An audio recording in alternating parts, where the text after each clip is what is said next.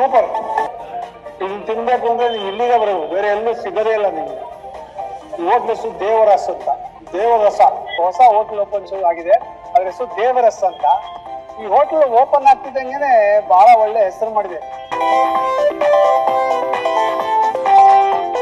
ಪಾಲ್ಕೋವಾ ಬನ್ ಅಂತ. ಪಾಲ್ಕೋವಾ ಬನ್ ಅಂದ್ರೆ ಬನ್ ಒಳಗಡೆ ಪಾಲ್ಕೋವಾ ಹಾಕಿರ್ತಾರೆ.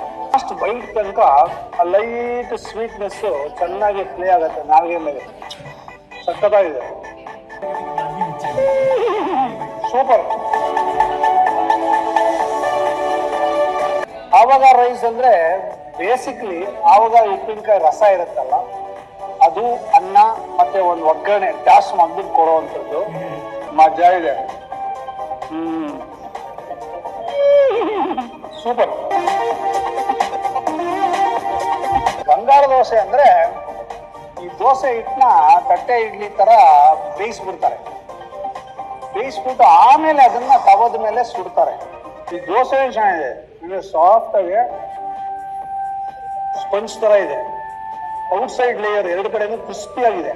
ಒಟ್ಟಾರೆ ಅಂತ ಹೇಳ್ಬೇಕು ಅಂದ್ರೆ ಸೂಪರ್ ಆಗಿರೋ ದೋಸೆ. ಟೋಟಲಿ ಹೊಸದಿದು, ಅದ್ಭುತವಾಗಿದೆ, ಸೂಪರ್.